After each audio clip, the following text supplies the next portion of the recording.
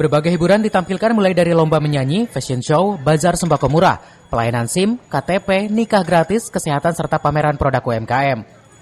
Acara ini diadakan sebagai bentuk pelayanan kepada masyarakat dan untuk mempererat tali silaturahmi antar warga, serta mempromosikan berbagai program pemerintah yang bertujuan untuk meningkatkan kesejahteraan masyarakat. Biasanya hari jadi Bogor itu yang ramai aparat, tanpa banyak melibatkan masyarakat, khususnya di Kecamatan Ciawi dan sepertinya di kecamatan lain, peran masyarakat juga luar biasa. Jadi di sini dengan namanya Semarak HJB 543, Semarak itu saya singkatannya semua pemangku kepentingan bergerak dan semua masyarakat bergerak.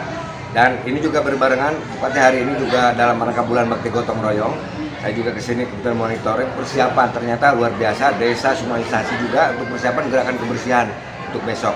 Dan kegiatan hari ini itu semua bukan hanya OPD, ya, pihak swasta juga terlibat, bahkan ada dari instansi vertikal seperti Kementerian Agama, di sini ada kawin isbat, ada terlibat. Jadi artinya tidak hanya ke daerah, bahkan institusi pusat juga bergerak.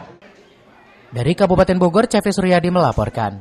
Atas nama Nadia Nur Fatimah.